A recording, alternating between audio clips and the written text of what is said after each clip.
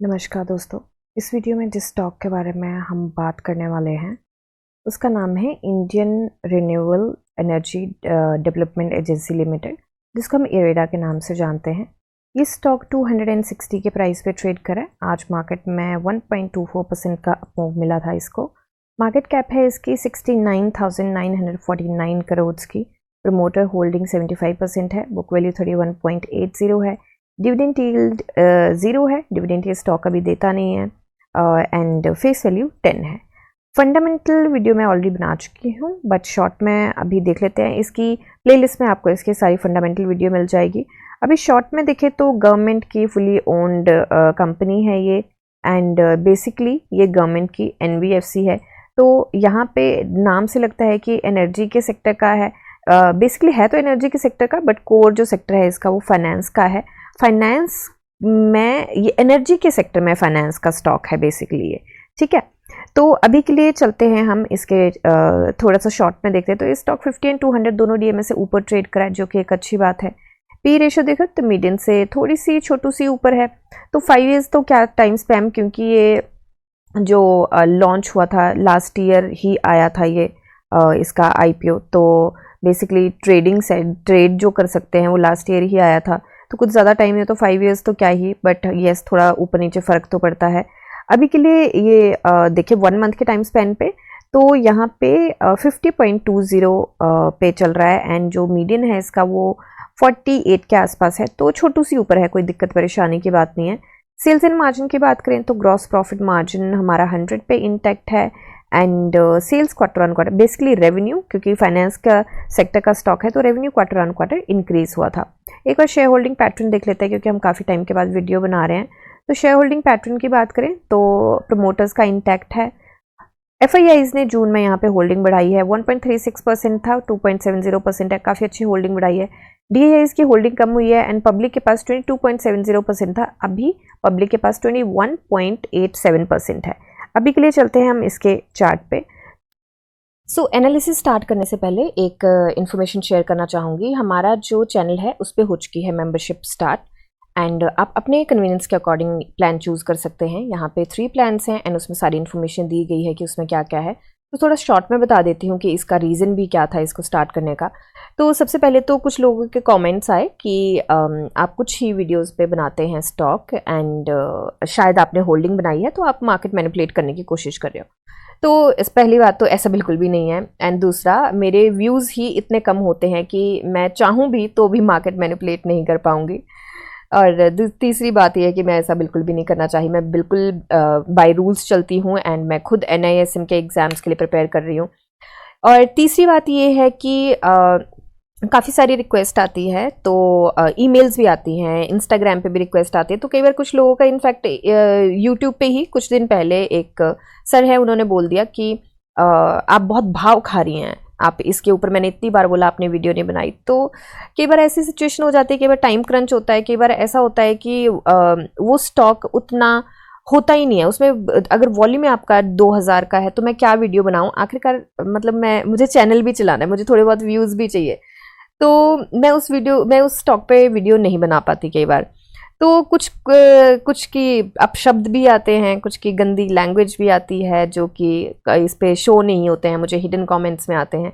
तो यहाँ पे ये मेंबरशिप स्टार्ट करी है। जो सीरियस लोग हैं तो वो आप मेंबरशिप ज्वाइन कर सकते हैं। काफ़ी पॉकेट फ्रेंडली हमने मेंबरशिप रखने की कोशिश करी है। आप अगर डिटेल में जाएंगे तो आपको खुद पता चल जाएगा। तो यहाँ पे आप जो स्टॉक बोलेंगे मैं उस स्टॉक पे वीडियो बनाऊंगी, एंड हमारी जो नॉर्मल एनालिसिस है वो तो आती रहेगी, फ्री की वीडियोस आती रहेंगी। बट यस है यहाँ, यस ये बात ज़रूर है कि प्रेफरेंस जो है अब मेंबर्स को दी जाएगी, एंड आप अगर किसी स्टॉक पे वीडियो चाहते हैं तो उस पर टेक्निकल और फंडामेंटल एनालिसिस हम यहीं पे करेंगे। एंड दूसरी बात ये है कि यहाँ पे काफ़ी लिमिटेड सीट्स रहने वाली हैं। तो जो फंडा रहेगा वो फर्स्ट कम फर्स्ट सर्व का ही रहेगा, और उसके बाद हम मेंबरशिप भी थोड़ी सी होल्ड कर देंगे, बिकॉज टाइम क्रंच कुछ होता है, एंड उसकी वजह से कई बार सब लोगों को, कुछ ज़्यादा लोगों को हम अगर ऑन बोर्ड ले लेते हैं तो केटर नहीं कर पाएंगे कभी। तो उसकी वजह से हम बहुत लिमिटेड सीट्स यहाँ पे रख रहे हैं, ठीक है। तो आप अपने अकॉर्डिंग मेंबरशिप यहाँ पे ज्वाइन कर सकते हैं। चार्ट पे देखिए हमें यहाँ पे कल 22 अगस्त को कुछ तेज़ी देखने को मिली है। उसका रीज़न क्या है, उसके लिए हम एक बार डायरेक्ट BSE पे चलते हैं। तो प्राइस बैंड जो है इसका 20% का है। तो 21 को आफ्टर मार्केट एक न्यूज़ आई थी, और न्यूज़ बेसिकली किस चीज़ की, तो इन्होंने बताया है कि ये फंड रेज करने वाले हैं। Raising of funds by a way of equity share capital for an amount aggregating of up to 4500 crore. तो 4500 करोड़ का ये फंड रेज करने वाले हैं, और किसके थ्रू, या तो FPO आएगा इनका, या QIP से होगा, या राइट इशू से होगा, या प्रेफरेंशियल इशू से होगा। तो अभी यहाँ पे अप्रूवल नहीं आया है उसका कि किस तरीके से होगा, बट यस इन्होंने यहाँ पे प्रपोज किया है कि to consider and approval of proposal for raising funds by this. तो यहाँ पे ये करने 29 अगस्त को ये होने वाला है। तो 29 अगस्त को हमें प्रॉब्ली पता चलेगा कि यहाँ पे ये किस तरीके से फंड रेज करने वाले हैं 4500 करोड़ का। इतना ही होता है, कम होता है, ज़्यादा होता है, क्या अप्रूवल आता है, क्या होता है, तो 29 को हमें पता चलेगा। तो जैसे ही यहाँ पे फंड रेजिंग की न्यूज़ आई तो वैसे ही ये एकदम से स्पाइक अप कर गया, एंड काफ़ी अच्छे इसने मूव दिए। तो कल जो इसने मूव दिए थे वो दिए थे 7.60% के, एंड वैसे अगर देखा जाए कि इसने कितने के मूव दिए थे, तो यहाँ से यहाँ पे ये स्टॉक था, एंड गैप अप ओपनिंग भी यहाँ पे देखने को मिली है इसकी। यहाँ पे ये स्टॉक था एंड यहाँ तक के इसने मूव दिए थे। तो यहाँ पे 11.60% के आसपास के यहाँ पे मूव फ्लक्चुएशन में देखने को मिले हैं, एंड स्टेबल मूव तो हमें 7.60% के मिले हैं। आज भी इसकी ओपनिंग छोटू सी गैप अप ही रही है। गैप अप तो नहीं बोल सकते, विक तो यहाँ पे है, बट हाँ जहाँ से इसकी क्लोजिंग थी उससे गैप अप ओपनिंग रही है इसकी। कैंडल रेड इसलिए क्योंकि अपनी ओपनिंग से नीचे क्लोज हुआ है, एंड वैसे हमें 1.24% का मूव मिला है। तो बेसिकली यहाँ से एकदम निकलने के बाद ये इसकी रेंज थी, ये बहुत अच्छा हो गया कि इस रेंज से निकल गया। तो ये गुड, ये न्यूज़ जो हो रही है इसके लिए काफ़ी ज़्यादा अच्छे पार्ट पे रही है, एंड 249 के आसपास की इसकी, ये 248 की इसकी रेजिस्टेंस थी, उसको ये ब्रेक करके निकल गया। ये एक बहुत अच्छी बात हुई है। अब इसकी यहाँ पे एक रेंज बनती है जो कि है 258 एंड 268, साथ में ये भी लगा के चल सकते हैं, ये भी रेजिस्टेंस स्ट्रॉन्ग है 272। तो बेसिकली 258 है 272 की इसकी जो रेंज है, यहाँ पे भी ये काफ़ी फ्लक्चुएट करता है, एंड उसी रेंज में अब ये स्टॉक आ चुका है। तो इसका एक बार कलर चेंज कर देते हैं सो दैट हमें ये थोड़ा सा क्लियरली दिखाई दे। तो ये रेंज भी इसकी स्ट्रॉन्ग रहेगी। हो सकता है स्टॉक यहाँ पे हल्का सा कंसोलिडेट करता हुआ हमें दिखे, तो ये रेंज भी इसकी स्ट्रॉन्ग है। पहले भी यहीं पे कंसोलिडेट किया था इसने। अभी करते हैं थोड़ा सा RSI एंड एवरीथिंग चेक। अब वॉल्यूम की बात करें, कल तो देखिए 21 को न्यूज़ आई थी, 22 को इसका मूव देखने को मिला। वॉल्यूम देखें तो वॉल्यूम 87.12 मिलियन का आया था NSE पे, एंड आज जो वॉल्यूम आया है वो 24.70 मिलियन का आया है। तो राउंड फिगर में करें तो 87 मिलियन से 25 मिलियन का वॉल्यूम रह गया है। काफ़ी डाउन जंप यहाँ पे वॉल्यूम में देखने को मिला है। एंड RSI की बात करें तो देखिए हिकअप तो इसको मिलना था, क्योंकि RSI 40 से 60s में जा रही है, तो हिकअप मिलना तो इसको जायज़ था। एंड इसका तो ऑफ कोर्स पता ही होता है, सारे स्टॉक्स में ये सेम ही रूल अप्लाई होता है यहाँ पे, एंड इस स्टॉक में भी वो सारी चीज़ देखने को मिली है। एक तो ये रेजिस्टेंस थी, बट लकीली इस रेजिस्टेंस को भी ये ब्रेक कर चुका है, एंड इस रेंज में है। ठीक है, अब इस रेंज से होकर निकलना ही था, इस रेंज से अब कूद के तो जा नहीं सकता, ये स्किप तो कर नहीं सकता। बट यस, आज इसने अच्छा मूव देने की कोशिश करी, बट ऑफ कोर्स सस्टेन नहीं कर पाया। थोड़ा सा प्रॉफिट बुकिंग भी होती है, एंड वॉल्यूम भी बहुत डाउन चला गया, तो वो चीज़ भी थोड़े से देखने वाली है। अभी ये देखें तो ये 20 डे सिंपल मूविंग एवरेज से ऊपर ट्रेड करा है, ये भी एक काफ़ी अच्छी बात है। अभी इसके बॉलिंजर बैंड को अगर हम देखें तो बॉलिंजर बैंड का माउथ जब ये यहाँ पे साइडवेज मार्केट में गया था, कंसोलिडेशन जोन में गया था, तो भी इसका वॉल्यूम जो है 15 मिलियन, 14 मिलियन, 10 मिलियन, एंड यहाँ पे देख लेते हैं तो यहाँ पे 10 मिलियन के आसपास का वॉल्यूम, और यहाँ पे जो देखने को मिला है 7 मिलियन, 10 मिलियन, 8 मिलियन, 9 मिलियन, तो कहीं ना कहीं उसके आसपास का वॉल्यूम दिखा है, और कहीं ना कहीं वैसी सी रेंज बनाता हुआ दिखा है। उसके बाद जब इसने मूव दिया था तो यहाँ पे थोड़ा सा इसका अंदाज़ा लेते हैं, इसके आसपास का लेते हैं, कितने का मूव दिया था। तो इसने 71% का मूव दिया था यहाँ पे, जब बॉलिंजर बैंड का इसका ब्रेकआउट मिला था। बॉलिंजर बैंड उसी रेंज पे है, एंड एक बार देखते हैं इसको कि जब इसने 20 डे सिंपल मूविंग एवरेज से ऊपर गया था तब क्या क्या था। तो यस, काइंड ऑफ सेम सा पैटर्न, वहीं से इसको एक बार देखते हैं कि कितने % का मूव मिला है। तो यहाँ से यहाँ तक का जो स्टेबल मूव है उसकी बात करें 56% के आसपास का मिला है। तो मैं यहाँ पे RSI को देखें तो RSI भी बहुत अच्छी स्टेज पे, यहाँ पे RSI देखते हैं कहाँ पे, तो RSI बिल्कुल बिल्कुल उसी स्टेज पे है बिल्कुल उसी स्टेज पे जब इसने यहाँ से मूव दिया था एंड यहाँ से ही निकला था। और ये कब की बात करें हम, जून 21, 2024 की बात करें, एंड बहुत ज़्यादा दूर की बात है, अभी कुछ टाइम पहले की ही बात है। तो अभी के लिए हम 56% नहीं लेके चलेंगे, हम यहाँ पे 30% लेके चलते हैं फॉर द स्टार्टर्स, फिर देखते हैं कि क्या हो सकता है। तो यहाँ से लेके चलेंगे जो कि हमें मूव मिल चुके हैं, तो 30% लेके चलते हैं। ओके, तो ये 319 के आसपास का इसका टारगेट आता है। और कितने दिनों में इसने किया था, तो ये 21 जून से लेके 11 जुलाई तक, तो मतलब 20 दिन में ये कवर किया था। तो 20 दिन के टारगेट, तो यहाँ पे हम एक काम करते हैं, हम 20 सितंबर का ये टारगेट लेके चलते हैं। लेट्स सी अगर ये अपने पैटर्न को रिपीट करता है या नहीं करता है। ठीक है, इससे ऊपर का ही रहेगा इनफैक्ट, बट थोड़ा सा ऊपर नीचे हो गया। तो 320 का हम टारगेट लेके चले हैं एंड 20 सितंबर का ये टारगेट लेके चले हैं।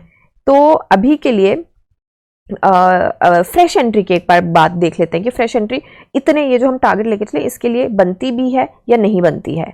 तो ट्रेडिंग व्यू का तो यहाँ पे बाई का है, ठीक है, मुझे भी लगता है यहाँ पे बाई का बनता है, बट साथ के साथ क्योंकि यहाँ पे रेजिस्टेंस वाला सिनेरियो भी है, तो थोड़ा सा संभल के जरूर चले, इसीलिए हम यहाँ तक के टारगेट लेके चले थोड़ा सा लॉन्गर रन के। अब इसको रेजिस्टेंस कहाँ कहाँ आ सकती है, एक तो ये RSI थोड़ा सा हिकअप देगी यहाँ पे, अगर RSI निकल गई, अगर इस रेजिस्टेंस के ऊपर थोड़ा सा जूम करते, इस रेजिस्टेंस के ऊपर जो कि है 268, इसके ऊपर सस्टेन कर गया तो बहुत अच्छी बात है। बट अगर ये निकल गया और उसके बाद RSI एकदम से निकल गई, तो 60 टेस्ट करने ये जरूर आएगी, और 60 टेस्ट करने आएगी तो हो सकता है कि इस पॉइंट को 268 को सपोर्ट बना के चले। अब 268 एंड उसके बाद 272, ये दोनों रेजिस्टेंस काफी स्ट्रांग रहने वाली है। इसको ब्रेक करना ज्यादा स्ट्रांग रहेगा, उसके बाद इसको ब्रेक करना इतना ज्यादा मुश्किल नहीं रहेगा। बट RSI को उस तरीके से एनालाइज करें तो हो सकता है कि 268 एंड 272 के बीच में थोड़ा सा ये क्रॉल करे और उसके बाद ये मूव दे।